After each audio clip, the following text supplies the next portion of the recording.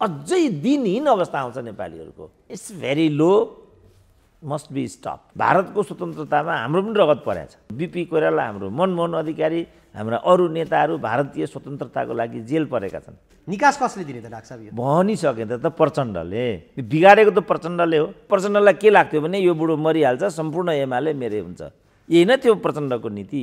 एमसीको पक्ष विपक्षमा बहस गर्ने हो भने तिम्रा जे नेसनल मिडियाहरू छन् त्यो मिडियामा मलाई पनि सामेल गराऊ। यो मैले च्यालेन्ज दिएको 5 वर्ष भइसक्यो होला। कुनै एकजना टिभीले चाहिँ ल तपाईँ पनि आउनुहोस् आजसम्म भनेको छैन। त्यो गर्नेलाई चाहिँ थपक्क समात्न छोडेर किन सुरेन्द्र केसीको पछि लागेका छन् यिनीहरू? रामशरण महतले कुकुरलाई घिउ नपचेको भनिरहेछन्। सुरेन्द्र केसी सिआइएको एजेन्ट पो अरे फेरि। सडकमा आएर हल्ला गरेर हुने कुरा हो यो? सडकले निदो गर्ने कुरा हो यो? जो चोर उसको ठुलो चोर। यिनलाई त फाँसी दिनुपर्छ, पुलिस कुट्ने अनि पुलिसले हामीलाई कुट्ने, त्यही काम हो हाम्रो। अब लक्ष्मण रेखा तोडेपछि जे पनि हुन्छ नि। सानो एउटा घटनाले महाभारतको युद्ध भएको छ। यस्तो संसद चल्न कसले दिन्छ? कसैले पनि दिँदैन र चल्न दिनु पनि हुँदैन। हाउस चल्दैन, चल्न दिने कुरा छैन। अमेरिका भनेको त अमेरिका हो, हामीले यहाँ कराएर केही हुँदा पनि हुँदैन। अनि मैले त्यो भने रको एजेन्ट भनिदिन्छन्। आफै रको एजेन्ट छन् उता। कसले चाहिँ रको भत्ता खान्छ भन्नेमा छलफल हुन्छ त्यहाँ। 22,000 छन् त्यस्ता भनेको छ रोहितले। ती 22,000 को हुन् त? छलफल हुन्छ त त्यहाँ? त्यो भनेको भत्ता खाने ठाउँ हो। महेन्द्रको राष्ट्रवाद एक खालको राष्ट्रवाद हो।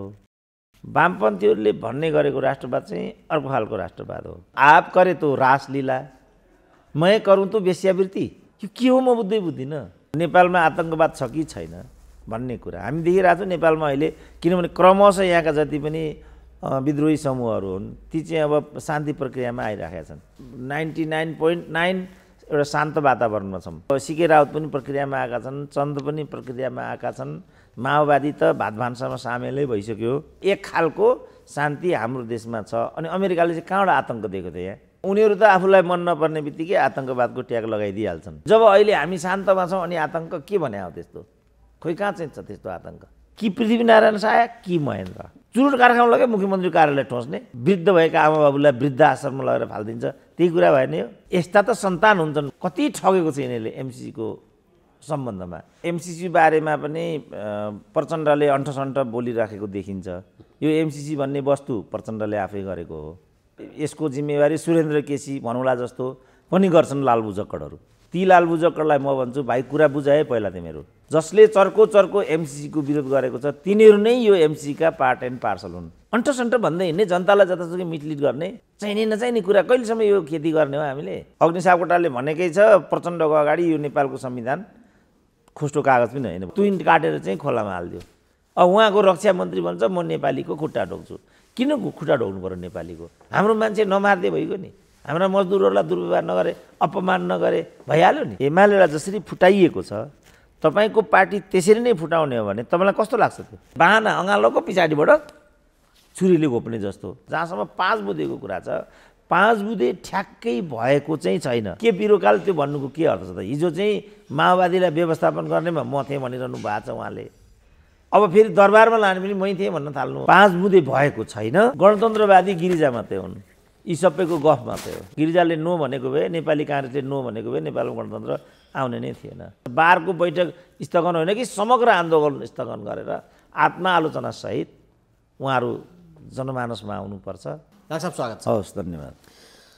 राजनीतिक दलहरूको महाधिवेशन लगभग सकियो। अब माओवादीको बाँकी छ। प्रमुख दलहरूले सके। अब राष्ट्रिय एजेन्डामा केन्द्रित हौँ। संसद चल्न सकेको छैन। प्रधानमन्त्रीले सर्वदलीय बैठक डाके, तर उक्त सर्वदलीय बैठकमा प्रमुख विपक्षी दल जसले सदनमा अवरोध गरिरहेको छ ऊ नजाने भनेको छ। यसलाई कसरी हेर्न सकिन्छ डाक्टर साहब? अब नजानु चाहिँ राजनीतिक दृष्टिकोणले सही छैन। जानुपर्छ, गएर आफ्नो कुरा राख्नुपर्छ। प्रमुख प्रतिपक्ष दल भएर त्यसरी नजाने, बहिष्कार गर्ने बाटो चाहिँ निकास मिल्दैन। राजनीति भनेको त निकास दिने माध्यम हो नि, राजनीति भनेको अवरोध दिने माध्यम होइन नि। त्यो चाहिँ गर्नु हुँदैन। तर आफूलाई जे भन्नुपर्ने कुरा छ त्यहाँ गएर स्पष्टताका साथ राख्नु मैले देख्दा राजनीतिक दृष्टिकोणले उचित हुन्छ र त्यही नै गर्नुपर्छ एमाले।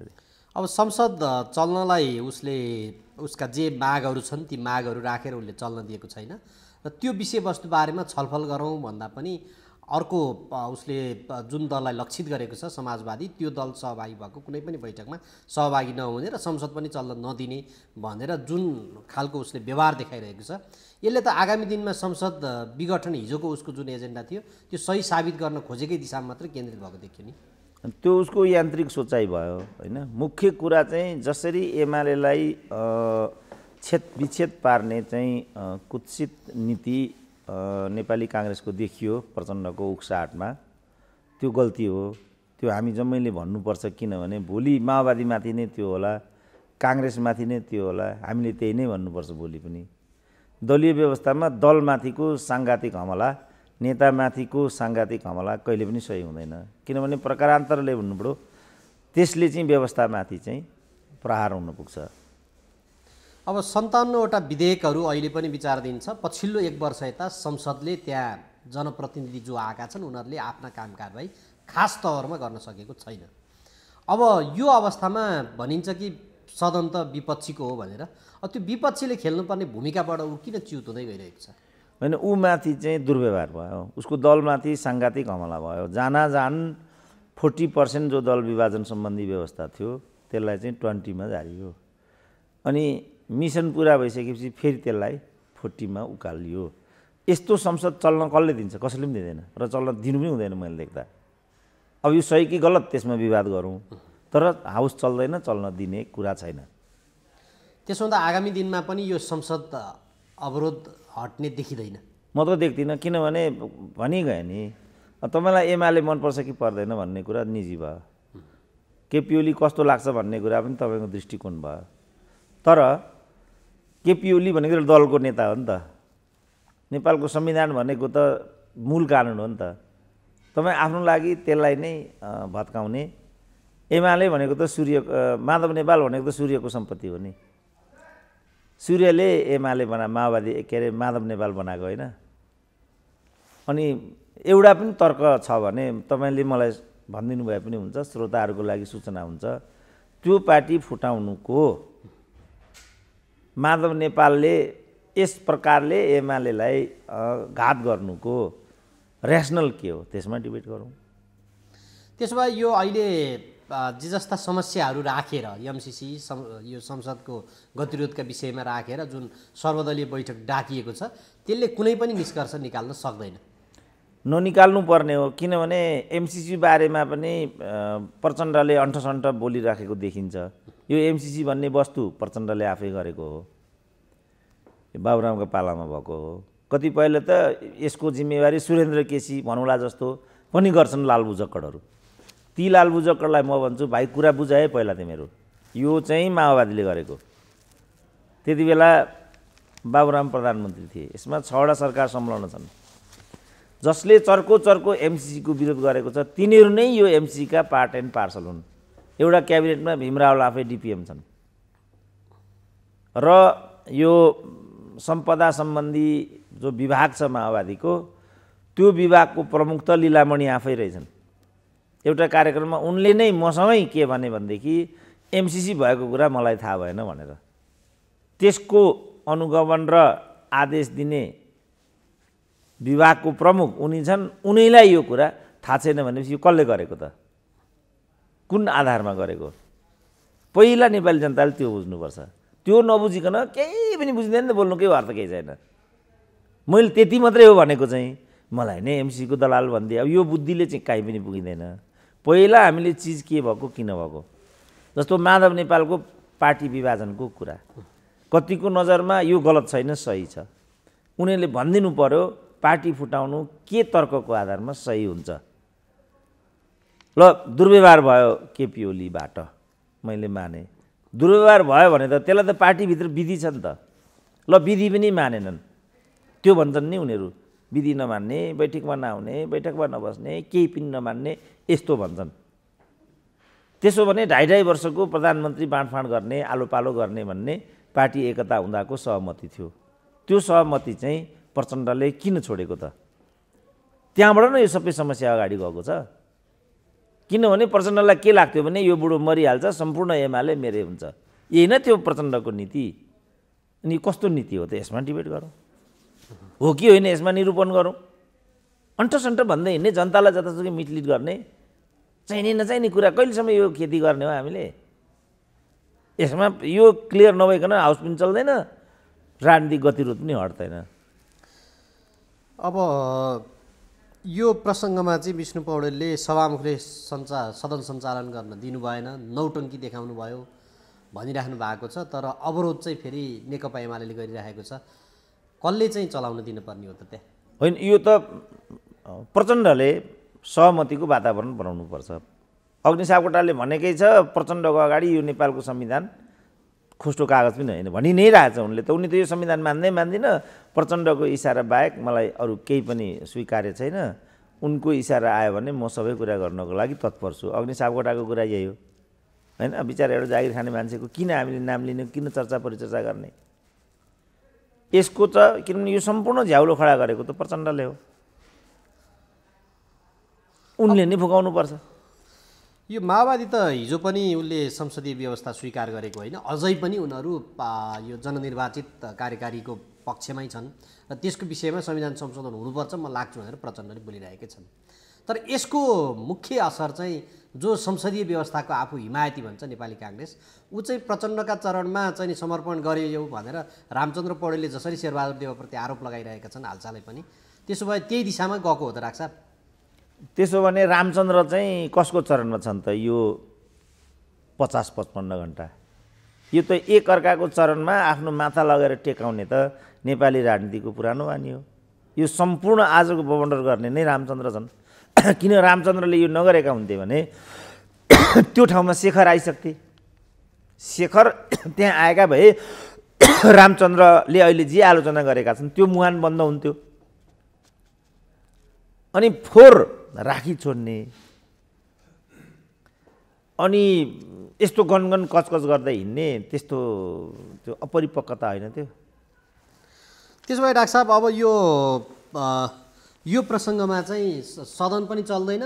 एमसिसीको विषयमा जुन छ नि, यो 6 गते पारित गराउनको लागि प्रधानमन्त्रीले दलहरू आफ्नो निकटका दलका सांसदहरूलाई निर्देशन दिएको र छलफल चलाएको भन्ने, त्यो पनि पारित हुन सक्दैन। यो अहिले यत्तिकै बवन्डर खडा मात्र गर्न खोजिएको हो।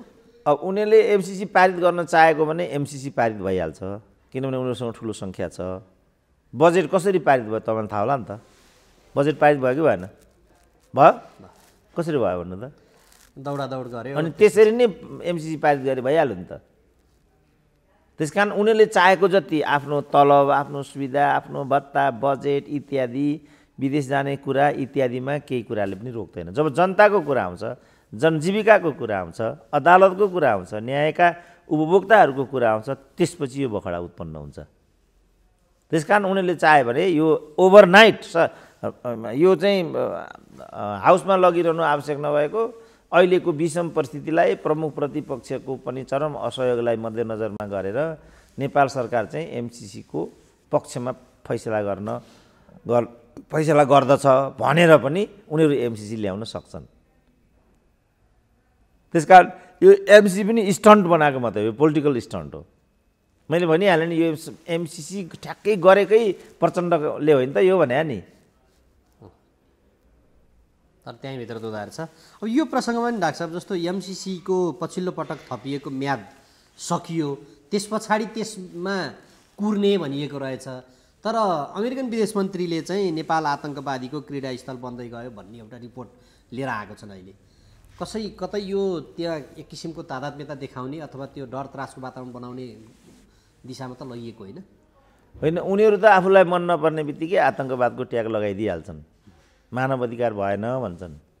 हाम्रो आँखा अगाडि कति ब्ल्याक मान्छेलाई चाहिँ डोनाल्ड ट्रम्पको समयमा सडकमा मारियो, हामी देखिरहेछौँ नि, किचिकिचिकन मारिरहेछ नि त। डोनाल्ड ट्रम्प चाहिँ कस्तो भाषामा बोल्छे, कसरी बोल्थे? त्यसकारण यो अमेरिकाको मानवाधिकार र अन्य कुरालाई हेर्ने जुन चस्मा छ त्यो पनि डबल स्ट्यान्डर्डको छ। त्यो द्वैत चरित्रले ठिक ठाउँमा पुर्याउँदैन अमेरिकालाई पनि, किनभने अमेरिका भनेको त अमेरिका हो, हामीले यहाँ कराएर केही हुँदा पनि हुँदैन, त्यो कुरा हामी बुझ्छौँ। तर अमेरिकाकै हितको लागि भनिदिएको के भने यस्तो नीतिले अमेरिकालाई कहिले पनि पे गरेको छैन। चाहे त्यो अफगानिस्तान भनौँ, चाहे त्यो इराक भनौँ, हालैको कुरा गर्ने भने अफगानिस्तान भनौँ, काहीँ पनि अमेरिकालाई पे गरेको छ त? यही कारणले बरु सुपर पावरहरू कोल्याप्स भएका छन्। सोभियत रसिया यही कारणले त कोल्याप्स भएको हो। त्यस कारणले सुपर पावरहरूले पनि यो गर्नु उनीहरूको हितमा हुँदैन। अब गर्छन् भने त हाम्रो, किनभने मैले भनिहालेँ हाम्रो कुरा उनीहरूले कहाँ सुन्ने होला। अब यहाँ उनीहरूका भक्तहरू हुन्छन् अन्धभक्त, उनीहरूले पनि त्यसलाई सृजनशील तरिकाले सुन्ने कन्भे गर्ने भन्ने अपेक्षा गर्न सकिँदैन। तर यसले चाहिँ कसैलाई पनि फाइदा गर्दैन। अब नेपालमा आतङ्कवाद छ कि छैन भन्ने कुरा हामी देखिरहेको छौँ नेपालमा अहिले, किनभने क्रमशः यहाँका जति पनि विद्रोही समूहहरू हुन् ती चाहिँ अब शान्ति प्रक्रियामा आइराखेका छन्। अहिले हामी 99.9 एउटा शान्त वातावरणमा छौँ। भित्रभित्रै के छ त्यो त भन्न सकिँदैन। तपाईँको शरीरभित्र के छ भन्न सकिन्छ त? डाक्टर उपेन्द्र देवकोटा त्यसरी दिवंगत हुन्छन् भन्ने कुरा मैले जिन्दगीमा कल्पनै गरेको थिएन। यस्तो आँधी आइदियो 1 वर्षको अन्तरालमा तिनी दिवंगत हुने चरणमा पुगे।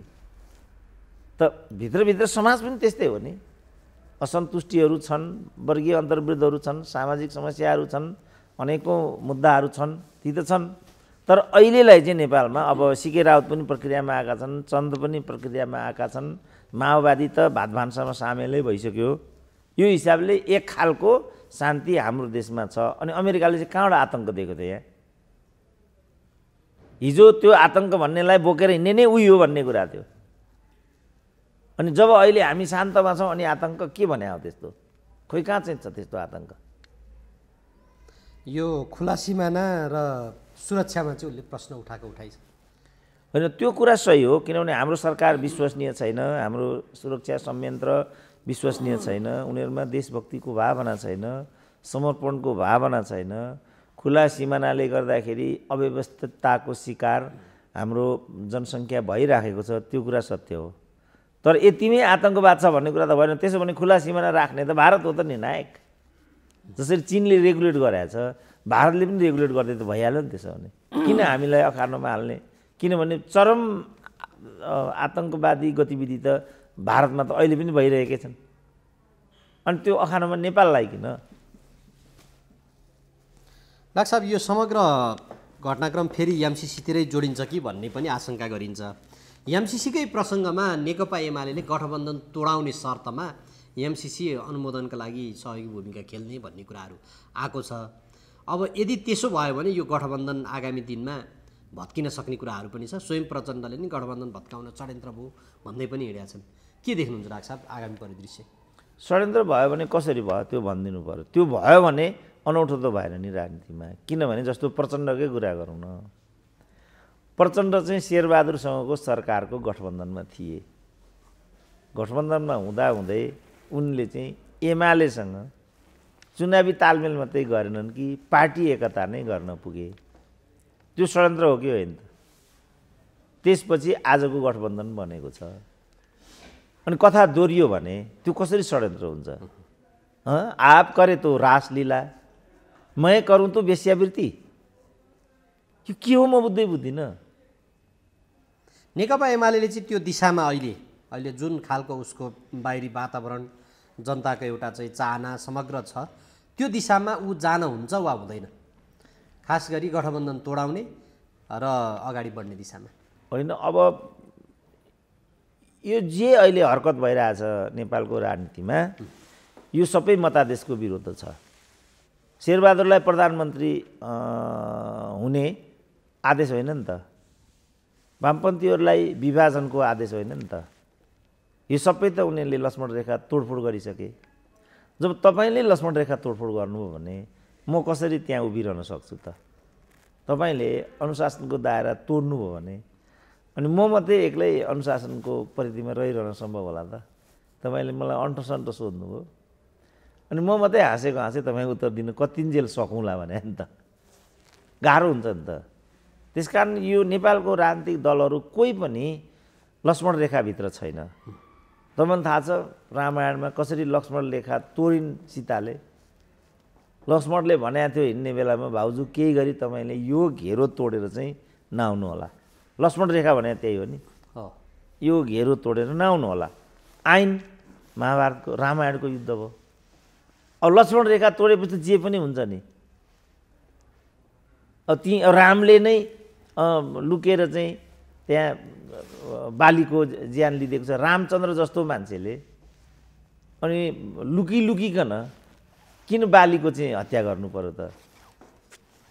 पछि उनले भने कि तिमीलाई रावणकै कुरा थियो भने त म बाँधेर यहाँ रावण ल्याइदिन्थेँ, तिमीले मलाई लुकिकन युद्धको नियम पनि उल्लङ्घन गरिकन के मेरो ज्यान लिनु पर्थ्यो भनेको छ। त कसैले पनि त्यो लक्ष्मण रेखा उल्लङ्घन गर्यो भने त अनि त्यसपछि त रामायणको युद्ध भइहाल्छ नि त। महाभारतको युद्ध पनि त्यही हो, सानो एउटा घटनाले महाभारतको युद्ध भएको छ। एउटै प्रकरणबाट दरबारमा हिँड्दै थिए, द्रौपदी र के अरे त्यो महाभारतको भिलेनको नाम चाहिँ दुशासन अथवा होइन दुर्योधन। दुर्योधन र द्रौपदी दरबारमा करिडोरमा हिँड्दै थिए, एकअर्कामा ठोकिन पुग्दा द्रौपदीको मुखबाट फुत्त के फुस्क्यो भने अन्धाको छोरो पनि अन्धै भनिदिनु। धृतराष्ट्र अन्धा थिए, दुर्योधन रिसाएर अहङ्कारी थियो। अब द्रौपदीले यो कुरा भनेको कुरा उसले कसैलाई तपाईँको के मैले केही भन्दै भने त्यो तपाईँलाई त्यो स्वीकार्य हुँदैन नि। किनभने प्रकृतिको एउटा अनुपम एउटा व्यवस्थापन के छ भने सबैलाई आफ्नो रङ र अनुहार दिएको छ। सबैलाई के लाग्छ भने म नै सबभन्दा राम्रो छु भन्ने लाग्छ, किनभने सबैको आफ्नै छ। मेरो विचारमा मै राम्रो, तपाईँको विचारमा तपाईँ नै राम्रो। तर तपाईँले चाहिँ यस्तो भनेर अर्कोलाई होच्याउनु हो भने त्यसले उसलाई धेरै नराम्रो चाहिँ चोट पुर्याउँछ। त्यहीँबाट विकसित भएर महाभारतको युद्ध भएको छ। के जायज के नाजायज, द्रौपदीको कोणबाट हेऱ्यो भने एउटा निष्कर्ष आउँछ। त्यहाँ भनेकै चाहिँ मैले एक ठाउँमा सुनेको पनि थिएँ यो उसको कुरा, दुर्योधनको कुरा। महाभारतका अनेकौँ पात्रमध्ये सबभन्दा अन्यायमा पारिएको पात्र चाहिँ दुर्योधन हो। किनभने दुर्योधनले जे चिजको लागि महाभारतको युद्ध गरिराखेको छ त्यो एकदम उसको कोणबाट हेर्दा सही छ र त्यो राज्यको पक्षमा छ। किनभने ऊ के भन्छ भने अरू जम्मै कुरामा मलाई केही भन्नु छैन, तर राज्य विभाजन हुन सक्दैन। लास्टमा पाण्डवहरूले हामीलाई 5 गाउँ दिए पुग्छ, ठुलो कुरा केही पनि चाहिँदैन भने चाहिँ 5 गाउँ त के म 5 इन्च पनि दिन्न। एक हिसाबले त्यो अहङ्कार भयो, अर्को हिसाबले राज्य विभाजन कतिको उचित भन्ने कोणबाट हेरियो भने त जस्तो गान्धीमाथि यही आरोप छ र यही आरोपमा गोडसेले गान्धीको हत्या गरेको छ। अहिले पनि गान्धीको हत्या सही कि गलत, गोडसेको हरकत सही कि गलत भन्ने डिबेट अहिले त्यो उठेर आएको छ। र त्यहाँ के भन्न थालेको छ भने भारतीय स्वतन्त्रतै त्यति बेला भएको होइन, यो त वरदानमा आएको भन्ने कुरा अहिले डिबेटको विषय बनिरहेछ। त्यति मान्छेले स्वतन्त्रताको लागि बलिदान गरे। त्यो म किन पनि भनिरहेको छु भने भारतको स्वतन्त्रतामा हाम्रो पनि रगत परेको छ। हाम्रो बिपी कोइराला, हाम्रो मनमोहन अधिकारी, हाम्रा अरू नेताहरू भारतीय स्वतन्त्रताको लागि जेल परेका छन्। सिमानामा उभिएर युद्धमा चाहिँ उनीहरू सहभागी भएका छन्। अहिले त भारतको सुरक्षाको ठुलो हिस्सा गोर्खालीहरूले गरिरहेछन् अहिले पनि। त त्यस कारणले यो सबै चिजलाई कसरी चाहिँ रेसनलाइज गर्ने भन्ने प्रश्नले कुन दलले के गरेको कस्तो के भन्ने कुरा चाहिँ कोण प्रतिकोणको विषय बन्छ।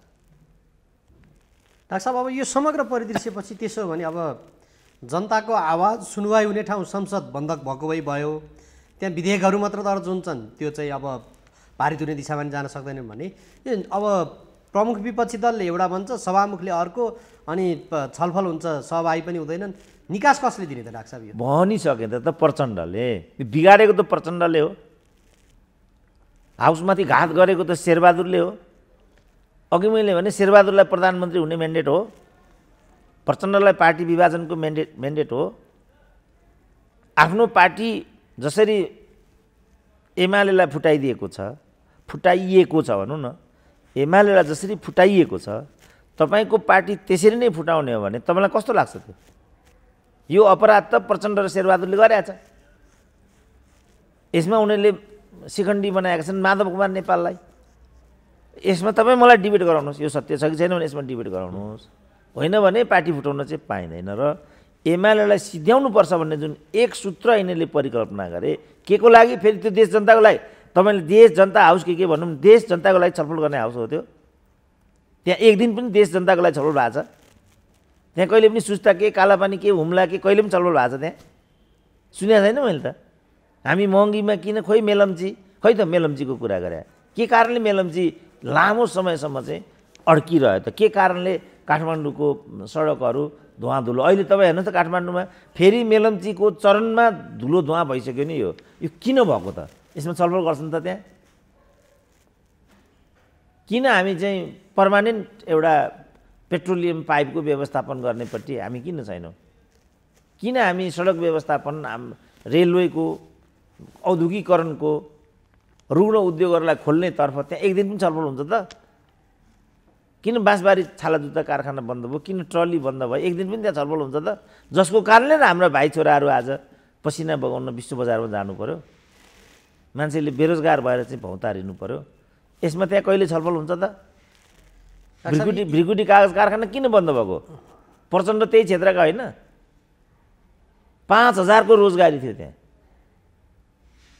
किन भ्रिकुटी कागज कारखानालाई पुनः सुचारू गर्नलाई के रोक्छ ल मलाई भनिदिनु त? त्यो छलफल हुन्छ त्यहाँ? उखु कृषकले किन भुक्तानी नपाएको? त्यो छलफल हुन्छ त्यहाँ? खै मैले त सुनेको छैन। म तातोपानी भन्सार घुमेर आएँ, त्यो अवरुद्ध छ, हुम्ला अवरुद्ध छ, तातोपानी अवरुद्ध छ, चाइनाले अघोषित नाकाबन्दी लगाएको छ नेपालको विरुद्धमा। एक दिन त्यहाँ छलफल सुन्नु भएको छ तपाईँले? अहिले इन्डियाले त्यो गरोस् त के हुन्छ? अनि मैले त्यो भने रको एजेन्ट भनिदिन्छन्। आफै रको एजेन्ट छन् उता, त्यसमा छलफल हुन्छ त? कसले चाहिँ रको भत्ता खान्छ भन्नेमा छलफल हुन्छ त्यहाँ? 22,000 छन् त्यस्ता भनेको छ रोहितले। ती 22,000 को हुन् त? छलफल हुन्छ त त्यहाँ? त्यो भनेको भत्ता खाने ठाउँ हो। देश र जनताको बारेमा छलफल गर्ने ठाउँै होइन त्यो। मतलब व्यवहारबाट उनीहरूले त्यस्तो गराए। ठाउँ त त्यसकै लागि हो। अहिले नै भनौँ न, त्यही संविधान सभाको हलमा चाहिँ भाडा लिएर उनीहरूले त्यो चलाइरहेछन्। कति वर्ष भयो अहिले यो अहिलेको गणतन्त्रको परिवर्तन आएको? 14 वर्ष भयो। 14 वर्षमा एउटा बिल्डिङ बनाउन सकेको छैन आफ्नो लागि। जसले आफ्नो घर बनाउन सक्दैन अनि त्यसले अर्काको घर बनाउँछ भन्ने पत्याउँ हामी? जसले आफ्नो लागि एउटा कार्यालय व्यवस्थापन गर्न सक्दैन त्यसले जनताको रोजीरोटीको व्यवस्था गर्छ भने हामी पत्याउँ? कार्यालय त अब प्रदेशमा लुइलुई फुटाएर व्यवस्थापन गरेकै छ नि डाक्टर साहब आफ्नो लागि। अब त्यसकारण अहिले विश्व ब्याङ्कले पनि के भन्यो भने नेपालमा जो संहिता छ यो महँगो पर्यो भनेर। त्यो भन्ने बित्तिकै संहिता नबुझ्नेहरू भन्छन् ऊ भयङ्कर बुझ्ने रहेछ नि त संहिता।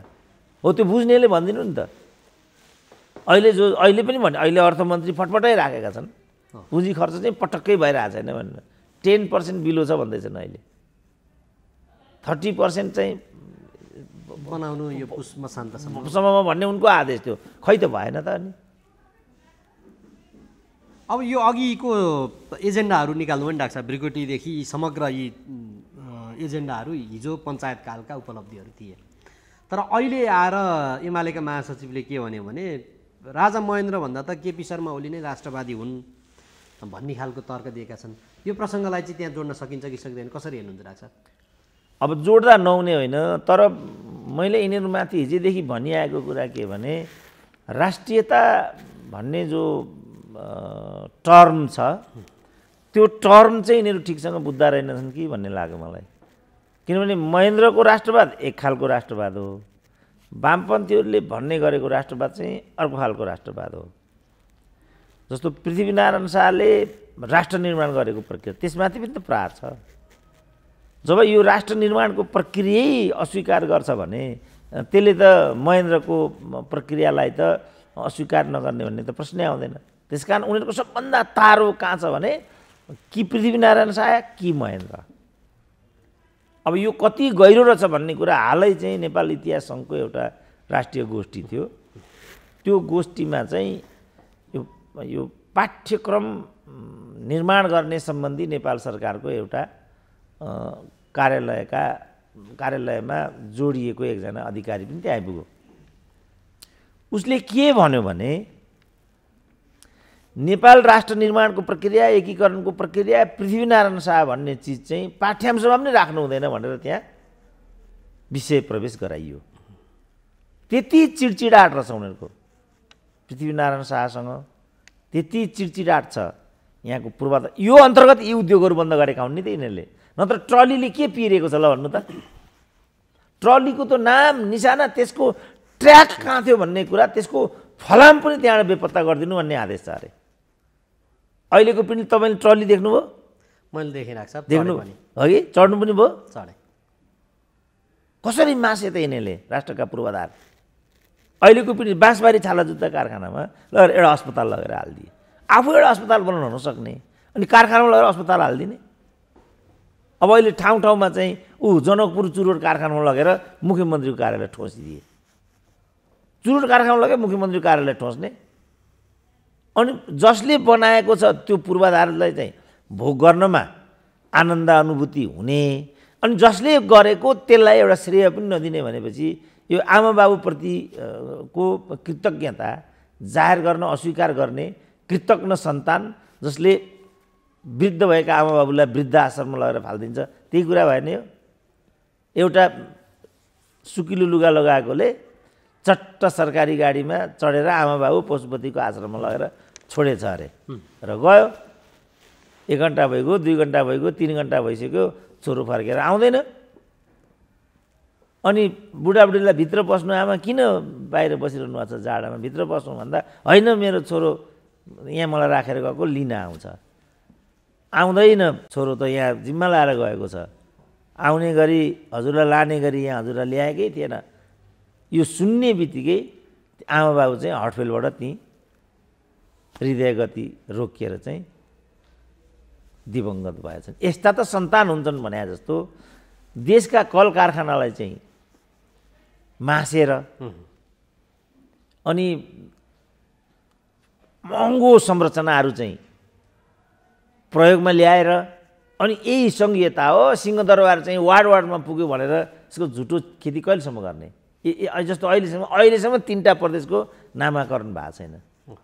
लु पहाडमा त पहाडैले गर्दा भएन, अनि प्रदेश नम्बर 2मा त मधेसी नै मधेसी छन् त, केले रोक्यो त? त्यहाँ विवाद पनि छैन। त्यसलाई मिथिला बनाइदिए पनि हुन्छ, त्यसलाई विधेय बनाइदिए पनि हुन्छ, त्यसलाई मधेस बनाइदिए पनि हुन्छ, अनि केले रोकेको ल भन्नु त? यो देश सिद्ध्याउनको लागि एउटा सङ्क्रमण लम्ब्याइकन यो देशलाई नै अप्ठ्यारोमा पारेर अनि नेपाल र नेपालीको भाग्य र भविष्य विनष्ट गराउने बाहेक यसमा मलाई भन्दै त के तर्क छ? के कारणले प्रदेश नम्बर 2 को नामाकरण नगर्नुपर्ने? एउटा पनि कारण छ भने ठिक छ, कुरा मिलेन भने हाउस छ बहुमत अल्पमत गर्नु। जस्तो अहिले एमसीसीको कुरा पनि त्यही हो नि त। एमसीसी यिनीहरूले गर्ने भनेर यिनीहरूले कति ठगेको छ यिनीहरूले एमसीसीको सम्बन्धमा। अब त्यहाँ एमसीसीको एउटा धारा के छ भने 2/3 नहुँदासम्मको सम्पूर्ण खर्च नेपाल सरकारले बिहोर्ने भन्ने छ। 9-10 अरब त्यसमा खर्च गइसक्यो, धमाधम खर्च गइराखेको छ। सेतो हात्ती त्यहाँ पालेर त्यसको एमडी 5-7 लाख तलब महिना खाएर बस्छ। उहाँ नुवाकोटमा चाहिँ जग्गा अधिकरण भइसक्यो, यहाँ एमसीसी हुन्छ कि हुँदैन भनेर डिबेट गर्छन्। एमसीसी हुन्छ कि हुँदैन डिबेट गर्ने समय हो यो। अब थपकन हाउसमा लानु, अघि मैले भने जसरी बजेट पारित भयो, सम्पूर्ण कुरा त्यसरी पारित गर्न सक्दा एमसीसी मात्रै किन अल्झिरहन्छ त?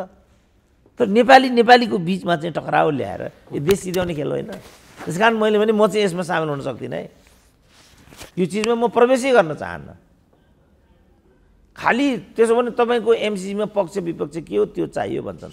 मैले भने एमसीसीको पक्ष विपक्षमा बहस गर्ने हो भने तिम्रा जे नेसनल मिडियाहरू छन् त्यो मिडियामा मलाई पनि सामेल गराऊ। कसैले यो मैले च्यालेन्ज दिएको 5 वर्ष भइसक्यो होला, कुनै एकजना टिभीले चाहिँ ल तपाईँ पनि आउनुहोस् आजसँग भनेको छैन। त बुझिहाल्यो यसबाट तिनीहरूको के आशय रहेछ भनेर। तर मैले के भनेको, खालि त्यसो भने तिम्रो चाहिँ पक्ष के हो भन्दा मैले के भनिदिएको छ भने अत जो डिबेट छ त्यो चाहिँ अतमा गयो, किन त्यस डिबेटमा सहभागी भइएको छैन। अत एमसीसी प्रति नेपाली जनताको संशय रहेको हुनाले यसको पक्षमा म छैन, एमसिसी हुँदैन। यति म भन्न सक्छु एमसिसीको बारेमा। बाँकी कसले गर्यो? अस्ति एउटाको मैले सुनिरहेको थिएँ, एमसिसी गरेकै मैले हो भन्दै थियो र यो एकदम राम्रो छ। त त्यो गर्नेलाई चाहिँ थपक्क समात्न छोडेर किन सुरेन्द्र केसीको पछि लागेका छन् यिनीहरू? राजनीतिक रूपले भन्ने हो भने त यो गरेको प्रचण्डले छ, जिउँदैछन्। बाबुराम गर्ने प्रधानमन्त्री त्यति बेलाका उनै हुन्।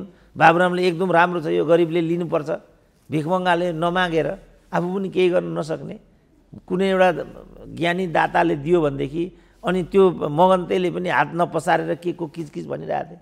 रामशरण महतले कुकुरलाई घिउ नपचेको भनिरहेछन्। त्यहाँ चाहिँ एक शब्द नभन्ने, त्यहाँ चाहिँ एक शब्द नभन्ने सुरेन्द्र केसी सिआइएको एजेन्ट पो अरे फेरि। त यो बुद्धि त हामीले परिष्करण गर्नै पर्छ क्या। यस्तो गैर जिम्मेवारी भन्दै हिँड्न पाइँदैन। यो प्रवृत्तिलाई मात्रै मैले चाहिँ अलिकति अन्तर्क्रिया गर्न खोजेको। अब एमसिसी इत्यादि हो भने त जो हाउसकै भनौँ न, हाउस त्यो मै त्यसैमा म जोड्दै थिएँ कि कहिल्यै पनि हाउसले यो विषयमा छलफल गरेका छन्। त्यहाँ त एउटा सार्वजनिक महत्त्वको प्रस्ताव कसैले राख्न सक्छन्। एमसिसीले लिएर नेपाली जनता चाहिँ मुठभेडतिर गइराखेका छन्। हाम्रो साधन स्रोत, शक्ति, बौद्धिकता त्यसमा खर्च भइराखेको छ। यो किन म चाहिँ सार्वजनिक महत्त्वको प्रस्ताव दर्ता गर्छु भन्नु पर्दैन। एउटा राजनारायण बिडारीले, एउटा भीम रावलले सडकमा आएर हल्ला गरेर हुने कुरा हो यो? सडकले निधो गर्ने कुरा हो यो? सडकले निधो गर्ने भने त्यत्रो महँगो संरचना हामीले किन बोक्नुपर्ने? यस्तो यस्तो चाहिँ दिउँसै रात पार्ने काम जो यहाँ भइराखेको छ, यसलाई मात्रै मैले नङ्ग्याइदिन खोजेको। अब एमसिसीको प्रो एन्ड कन्सको बारेमा, यावत बारेमा त त्यस्तो जाब बोल्न त कसलाई आउँदैन। एमसिसीको रिपोर्ट मैले पढाएको छैन र त्यो बारेमा बोल्नु कति घन्टा बोल्नु पर्यो, कुन भाषामा बोल्नु पर्यो, कहाँ गएर बोल्नु पर्यो? त बोल्नु त जसलाई नि आउँछ नि।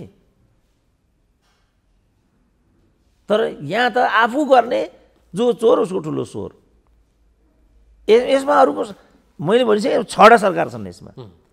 यसको सुरुवात गरेको छ बाबुरामले, त्यो पार्टीको अध्यक्ष छन् प्रचण्ड, त्यसपछि खिलराज आए, त्यसपछि सुशील कोइराला आए, त्यसपछि केपी ओली आए। केपी ओलीको सरकारमा भीम रावल आफै छन्, फेरि प्रचण्ड आए, अनि महराले अन्तिममा परराष्ट्रको मन्त्रीको रूपमा त्यसमा हस्ताक्षर गरेको छ। लास्टमा शेरबहादुरको सरकारका ज्ञानेन्द्र बहादुर कार्कीले अमेरिकामा गएर नै सहमति जनाएर आएका छन्। अनि झगडा अब हामी गर्ने? यिनलाई त फाँसी दिनुपर्छ भनेको छ रोहितले। कर्ता त यिनीहरू हुन् नि त। अनि सिआइएको एजेन्ट चाहिँ म? यस्तो यस्तो दिग्भ्रम खडा गरेर नेपाली बिच चाहिँ एउटा हङ्गामा खडा गरिदिने, झगडा एउटा दुर्भावना चाहिँ गराइदिने र चाहिँ मुलुकलाई चाहिँ द्वन्द्व र गृहयुद्धमा लैजाने यो प्रपञ्च हो नि यो। अब अहिले एमसिसी देखिएन अस्ति त्यहाँ भयो भने त हानाहान, त्यो हामीले गर्ने हो, त्यो हाम्रो काम हो। हामी त उत्पादनमा पो लाग्ने हो त, मेहनत गर्ने हो हामीले। जनताले कुटुकोदालो गर्ने हो, बौद्धिकले अनुसन्धान गर्ने हो, पत्रकारहरूले खोज पत्रकारिता गर्ने। हाम्रो काम त्यो होइन। हाम्रो काम संविधान सभाको बाहिर गएर एकअर्कामा रक्तपात गर्ने, त्यही काम हो। पुलिस कुट्ने अनि पुलिसले हामीलाई कुट्ने, त्यही काम हो हाम्रो। गलत भएको छ। हामीले आफ्नो शक्तिलाई अपव्यय गरेका छौँ। किनभने यसको त कमसेकम यसको कर्ता त क्लियर छ नि। जस्तो महाकाली सन्धिमा यो कसले गरेको, केले गरेको भनेर लडाइँ गर्थे। जसले गरेको त्यो नेपाली जनताले थाहै पाएन। त्यहाँ त्यो कसरी भयो भन्ने कुरा उसले थाहै पाएन। अनि महाकाली के अरे के भनेको छ, महाकाली बेच्ने भनेको छ, उसले किन्ने भनेको छ। अनि जो बेच्ने हो त्यो कहाँ पुग्यो, जो किन्ने हो त्यो कहाँ पुग्यो। यस्तो किसिमको फुटायल तर्क गरेर समय बर्बाद गर्नुको म केही अर्थ देख्दिनँ। ठाउँमा आउनुपर्छ र एउटा परिणामदायी, तर्कपूर्ण, तथ्य आधारित तर्क वितर्क गर्ने प्रणालीमा अब हामीले आउनै पर्छ। होइन भने हामी मिसलिड हुँदै हुँदै हुँदै अब तुइन काटेर चाहिँ खोलामा हालिदियो। अब उहाँको रक्षा मन्त्री भन्छ म नेपालीको खुट्टा ढोक्छु। किन खुट्टा ढोक्नु पर्यो नेपालीको? हाम्रो मान्छे नमार्दै भइगयो नि, हाम्रा मजदुरहरूलाई दुर्व्यवहार नगरे, अपमान नगरे भइहाल्यो नि। किन हाम्रो खुट्टा ढोक्नु पर्यो कसैले? बस हामीलाई सद्भावना भए पुग्छ। सार्वभौमसत्ता सम्पन्न दुई मुलुकहरू छौँ हामी इन्डियाको कदर गर्छौँ, उसले हामीलाई कदर गर्नुपर्छ। सिधियो कसैको ढोका खुट्टा ढोक्ने, कसैको टाउको ढोक्ने भन्ने कुरा नै कहाँ आउँछ यहाँ? अनि अँगालो एउटा छट्टुले चाहिँ मित्रलाई अँगालो हाले जस्तो क्या, बाहना अँगालोको पछाडिबाट छुरीले घोप्ने जस्तो। यस्तो खालको कुराको केही पनि अर्थ बन्दैन। ठाउँमा हामीले चाहिँ तर्कलाई ल्याउनुपर्छ र एउटा निर्णायक, एउटा सन्देशमूलक, सूचनामूलक, यस्तो किसिमको विमर्श गर्ने आनी बानी मैले देख्दा हाम्रो बौद्धिक जगतले पनि नल्याउने हो भने बेकार हुन्छ। बिस्तारै मान्छेले हेर्नै छोडिदिन्छन्, सिनेमा फ्लप भयो जस्तो। डाक्टर साहब, यो तर्कपूर्ण र यथार्थपरक घटनाहरूमा केन्द्रित हुनुपर्ने प्रसङ्गमा चाहिँ अब पछिल्लो केही समय यता जुन शीर्ष नेताहरू एकले अर्कालाई जतिसक्दो आरोप प्रत्यारोपमा लागेको डाक्टर साहबले नजिकबाट हेरिराख्नु भएको छ। प्रचण्डलाई 5 बुँदे सहमति गरेका छन् राजासँग मिलेर भनेर केपी शर्मा ओलीले जुन खालको आरोप लगाएका थिए त्यसलाई उनले प्रमाणित गर्न चुनौती दिए र पृथ्वी सुब्बा गुरुङले हामी प्रमाण पेश गर्न सक्छौँ पनि भने, डाक्टर केबी रोकाले मैले थिएँ त्यो दरबारमा प्रस्ताव लाने पनि भने, तर उनीहरूले एकले अर्कालाई त्यो स्वीकारेको छैनन्। उनीहरूले पनि यही थियो भन्न सकेको छैन। डाक्टर साहबले यो परिदृश्यलाई कसरी हेर्नु भएको छ हिजोको यो घटनाक्रम? जहाँसम्म प्रमाणको कुरा छ, प्रचण्डले भारतमा बसेर जनयुद्ध गरेका छन्। यसको प्रमाणले भन्यो भने यसको प्रमाण के हुनसक्छ त? यसको पनि प्रमाणले भन्छन्। सत्य कुरा के हो भने भारतमा बसेर माओवादीहरूले जनयुद्ध गरेका हुन्, यो सत्य कुरा हो। तर यसमा पनि उनीहरू डिबेट गर्नुपर्छ भन्ने कुरा लिएर आयो भने त्यो अनौठो हुँदैन। किन? उनीहरूले हामीले यहीँ बसेर जनयुद्ध गरेका हौँ, जनयुद्ध लडेका हौँ, यस्तो भनेका छन्। अब यो त कहिले पनि अन्त्य नहुने श्रृङ्खला हो। जहाँसम्म 5 बुँदेको कुरा छ, 5 बुँदे ठ्याक्कै भएको चाहिँ छैन, तर गर्ने मनस्थितिमा प्रचण्ड थिए। उनले दुईटै मोर्चाबाट चाहिँ वार्ताको प्रक्रिया अगाडि बढाएका थिए। यताबाट 7 पार्टीसँग, यताबाट दरबारसँग। संयोगले दरबारसँगको वार्ता सफलीभूत भएन, दलसँगको 12 बुँदे चाहिँ परिणामदायी भयो। योभन्दा प्रतिर यसको कुनै केपी रोकाले पुर्याउन् नपुर्याउन्, अब केपी रोकाले त्यो भन्नुको के अर्थ छ त? हिजो चाहिँ माओवादीलाई व्यवस्थापन गर्नेमा म थिएँ भनिरहनु भएको छ उहाँले। अब फेरि दरबारमा लाने पनि मै थिएँ भन्न थाल्नु भने अर्को विवाद उत्पन्न हुन्छ। उता पश्चिमी मुलुकसँग लैजाने पनि मै, दरबारसँग लाने पनि मै, अनि अन्त्यमा दरबारको कुरा गर्ने पनि मै भनेपछि मान्छे ढुङ्गाले हान्दैन। यस्तो कुराको केही पनि अर्थ छैन। 5 बुँदे भएको छैन। प्रचण्डले 5 बुँदे गर्न आँटेका चाहिँ हुन्, तर 12 बुँदेमा हस्ताक्षर हुन पुग्यो। बस कुरा यति हो। अब त्यो 5 बुँदेमा विभिन्न बुँदामध्ये एउटा बुँदा चाहिँ राज संस्थाको निरन्तरताको विषयमा थियो भन्ने खालको हल्लाहरू आएको छन्। अब यद्यपि त्यो भएको थियो थिएन भन्ने कुरोमा चाहिँ अब बहसको विषय रह्यो। यो प्रसङ्गमा के रहन्छ भने प्रचण्डले भन्छन् यो गणतन्त्रको सूत्रधार यो समग्र ल्याएको हामीहरूले हो, माओवादीकै कारण हो भन्ने छ। केपी शर्मा ओलीले म 14 वर्ष म त जेलै बसेको हुँ भन्ने छ। को बढी गणतन्त्रवादी भन्ने एउटा कुराहरू अहिले आइरहेको छ। डाक्टर साहबले के देख्नुहुन्छ? गणतन्त्रवादी गिरिजा मात्रै हुन्। यी सबैको गफ मात्रै हो। यो गणतन्त्र ल्याएको गिरिजाले हो। गिरिजाले नो भनेको भए, नेपाली काङ्ग्रेसले नो भनेको भए नेपालमा गणतन्त्र आउने नै थिएन। यी सबै यिनीहरूका चाहिँ भावनात्मक रूपमा यिनीहरू गणतन्त्रको कुरा गर्थे, त्यो कुरा सत्य हो। केपी ओली 14 वर्ष बसेका हुन्, गणतान्त्रिक नारामै हुन्, त्यो कुरा पनि सत्य हो।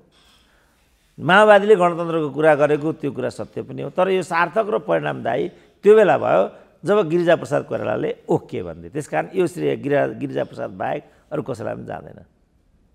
त्यसो भए माओवादीले जसरी अहिले नाक फुलाइरहेको छ यो सबै हाम्रो कारणले भनेर नाक नफुलाए नि हुन्छ। एउटा कारक चाहिँ रह्यो त्यति। यस, अब जस्तो भनौँ न, अब चाहिँ भाइ एउटा साइन्टिस्ट हुनुभयो होइन।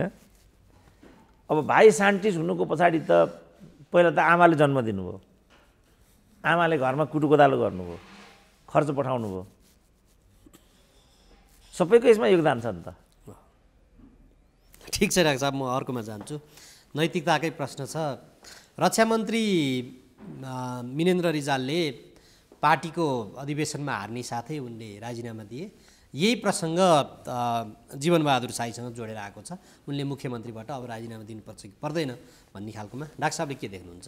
जीवनबहादुर साईले राजीनामा दिनु पर्दैन, किनभने काङ्ग्रेसको इज्जत राखेको छ त्यहाँ। जीवनबहादुर साईले 1 सिट छन्, तर उनी वामपन्थीहरूको यो गाँड कोराकोरले गर्दा 1 सिट छन्, तर मुख्यमन्त्री छन्। त्यसकारण यो राजीनामा दिनुपर्छ भन्ने कुरा चाहिँ मिनेन्द्र रिजालले बाइ द वे केन्द्रको पराजयपछि उत्पन्न गराइदिएको फेनोमेना हो होइन। अब किन डेमोक्रेसीमा मोरल एकाउन्टेबिलिटीको अभ्यास चाहिँ हुन्छ, जीवनै बहादुरको हकमा चाहिँ आवश्यक छैन। अब अन्तिममा छौँ डाक्टर साहब। यो बारको बैठक चाहिँ स्थगित भएछ। वरिष्ठ अधिवक्ताको उपाधि पनि विवादलाई लिएर र खास गरी असार 28 को जुन फैसला थियो। फैसलामा संलग्न 5 जना चाहिँ बहिर्गमन हुनुपर्छ भन्ने त्यहाँ प्रस्ताव पेश भएपछि बारको अध्यक्षले त्यो बैठक स्थगित गरेछन् र आन्दोलन पनि के हो भन्ने दिशामा पुगेछ। डाक्टर साहबले कसरी हेर्नुहुन्छ यसलाई? अब यो बारको आन्दोलन हिजैदेखि सही दिशामा छैन मैले भनिआएको हुँ र वरिष्ठ अधिवक्ता सम्बन्धी जो एउटा किताब हो यो आन्दोलनको पछाडि त्यो पनि एउटा कारक थियो। अब अहिले त सम्पूर्ण न्यायाधीशहरू कसरी बिचौलिया बनेर चाहिँ कमाइ धमाइ गर्थे।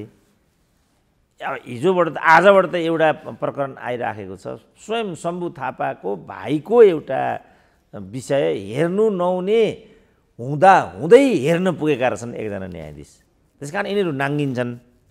हिजैदेखि मैले भने यो नाङ्गिने बाटोमा तिमीहरू नजाओ। वास्तवमा खिलराज के नाम हो तिनको, चोलेन्द्र शमशेरले त्यस्तो केही गरेको भए ती कुराहरू के हुन्, ती कुरा प्रमाणित भयो भने राजीनामाबाट समस्याको समाधान हुने भने चोलेन्द्र शमशेर राजीनामा मै गराइदिन्छु। तर तिमीहरू जेतिर गएको जस्तो मलाई आभास भएको छ यो बारको आन्दोलन तार्किक निष्कर्षमा पुग्दैन, शक्तिको क्षयीकरण मात्रै हुन्छ भनेको थिएँ मैले। अब समयले विषय त्यहाँभन्दा पर गइरहेको छैन। बार क्रमशः हुँदा अब त ऊ केपी ओलीको चरणसम्म बार पुग्नु भनेको त मैले देख्दा त आत्मघाती हो नि, त्यो लज्जास्पद हो त्यो। त्यसकारण चाँडोभन्दा चाँडो बारले यो सब परिदृश्यलाई चाहिँ समीक्षा गर्नुपर्छ। उहाँहरूको बदनामी मात्रै यसबाट भएको छ। बारको प्रतिष्ठालाई, कानुन व्यवसायीहरूको प्रतिष्ठालाई, न्यायालयको प्रतिष्ठालाई उच्च राख्ने हो भने उहाँहरूले 24 घण्टाभित्र यसमा पुनर्विचार गर्नुपर्छ। बारको बैठक स्थगन होइन कि समग्र आन्दोलन स्थगन गरेर आत्मआलोचनासहित उहाँहरू जनमानसमा आउनुपर्छ र हामीसँग अन्तर्क्रिया गर्नुपर्छ र भन्नुपर्छ, विश्वासमा लिनुपर्छ कि वास्तवमा यहाँ के भएको थियो भनेर। हाम्रो विचारमा यो कानुन व्यवसायी, न्यायाधीश र राजनीतिक दलका बीचको जुन एउटा अस्वस्थ प्रतिस्पर्धा हो त्यसको कारणले नेपालको अदालत बिग्रेको छ हाम्रो चाहिँ विचारमा। यसमा कमोबेस सबै दोषी छन्। कानुन व्यवसायीहरू पनि दोषी छन्, न्यायाधीशहरू पनि दोषी छन्, राजनीतिक दलहरू पनि दोषी छन्। तर यसले गर्दा नेपालको न्याय प्रणाली र न्यायमूर्तिहरू चाहिँ विवादको घेरामा आए। यसले त न्यायको साख गिरायो नि त। हो, यहाँ चाहिँ हाम्रो चासो, उनीहरूको चाहिँ चासो, उनीहरूले भने जस्तो हो भने चाहिँ हामीसँग अन्तर्क्रिया गर्नुपर्छ। हामीले हाम्रो रिपोर्टिङ के छ भने आफ्नो यस्तै जुन हाम्रो शम्भु थापाको भाइको कुरा अब त नामै लिएर भन्न थाले, न्यायाधीशको नामै लिएर भन्न थाले। हिजोसम्म त अभियन्ता कि स्वास्नी भन्ने थियो, साली भन्ने थियो, बारको अध्यक्षको चाहिँ नामै थियो छोरालाई न्यायाधीश बनाउन खोजेको भनेर। अब अहिले बारको महासचिवको पनि नाम आइरहेछ, सर्वोच्चमा आँखा लगाइरहेछ भनेर। अब रमण श्रेष्ठहरूको त आँखा लागेकै होला। It's very low, must be stopped. कुनै उपाय छैन यसको। अब अन्तिममा डाक्टर साहब, अदालत कालोपट्टिमा बाँधेर त्यहाँ आन्दोलन चलिराख्ने, संसद चल्दै नसक्ने, अनि सरकार चाहिँ प्रदेशतिर मन्त्री खानको लागि लुच्छाचुडी भइराख्ने, मन्त्रालय फुटाइराख्ने, भागभण्डा गरिराख्ने, अनि यो अर्थतन्त्र फेरि डामाडोल हुँदै जाने, मुलुक कता जाँदैछ डाक्टर साहब? अब हामीसँग कुनै विकल्प छैन, किनभने यो हामीले रोजेको, हामीले हिँडेको बाटो, हामीले ल्याएको लोकतन्त्र हो, हामीले त्यहाँ पठाएका नेताहरू हुन्। मेरो चाहिँ अब भन्नु के छ भनेदेखि हाम्रो नेतृत्वको बेइमानीले नै यो सब गतिरोध विद्यमान छ। अब उनीहरू जनताको आदेशलाई पनि अवज्ञा गर्ने, मन्त्रालय विभाजनमा हाम्रो आदेशै छैन, ठुलो सरकारमा हाम्रो आदेशै छैन, पार्टी विभाजनमा हाम्रो आदेशै छैन, राजनीतिक अन्यल र अस्थिरतामा हाम्रो आदेशै छैन। त्यसकारण हिजैदेखि केपी ओलीले राम्रो नराम्रो जे गरेको भए तापनि केपी ओलीलाई दण्डित दिने परमादेश होइन। केपी ओली जनतामा आउनुपर्छ र जनताबाट ट्रम्पलाई जस्तो किनारा लगाइदिनुपर्छ भन्ने मेरो तर्क थियो। मलाई नै केपी ओलीको दलाल देखे यिनीहरूले। अहिले पनि म के भन्छु भने जनतामा जानुको विकल्प छैन र जनताले यो सब कुरालाई नचाहेको हो भने यो नेतृत्व चाहिँ किनारा लगाइदिनुपर्छ र एउटा सही र वास्तविक नेतृत्व अगाडि, नत्र भने रात दिन रोएर समस्याको रोदन समस्याको समाधान होइन। जनता पनि अब चाहिँ सचेत हुनु पर्यो, जागरुक हुनु पर्यो र एउटा इमरान खान ल्याउनु पर्यो। त्यसले मात्रै यो सब कुरालाई व्यवस्थापन गर्न सक्छ। होइन भने नेपाली जनताले अझै दुःख पाउनु पर्ने छ क्या। चोइस उनीहरूको, उनीहरू अझै दुःख पाएर यिनीहरूको भरिया भएर हिँड्ने कि मालिक हुने, मालिक हुने हो भने इमरान खानको बाटोमा जाउँ। अब भरिया नै हुने हो भने त म केही पनि गर्न सक्दैन। कोही चाहिँ जस्तो सुँगुरलाई स्वर्ग जाउँ भन्दा फोहोर खान पाइन्छ के भन्छ अरे त्यसले। अब स्वर्गमा त फोहोर हुँदैन, किन त्यो सुनले बनेको हुन्छ, एउटा कल्पना न हो। त्यसकारण छनौट जनताको छ। बौद्धिकलाई कति घोज्नु, नागरिक समाजलाई कति घोज्नु। अब जनतालाई त अपमानित गर्ने हामीसँग हैसियत पनि बन्दैन। तर यो बाटोबाट नेपाली जनताले सुख शान्ति र समृद्धि पाउँदैनन्। अब चाहना के हो जनताको? चाहना बमोजिम गर्नु पर्यो। यिनीहरूको भुलबोलमा लाग्ने हो भनेदेखि हामीले अझ दुःख पाउँछौँ, अझै दिनहीन अवस्था आउँछ नेपालीहरूको। समयमै सोच्नुपर्छ, बुद्धि पुर्याउनुपर्छ। क्यास्ट्रोले भने जस्तो समाजवाद होइन भने मृत्यु। कि नेपाली जनता यो बाटोमा लाग्नु पर्यो, होइन भने भरिया भएर हिँड्नु पर्यो, कुनै पनि विकल्प छैन। हुन्छ डाक्टर साहब, विचार र समयको लागि म आभार। ल हवस्, धन्यवाद।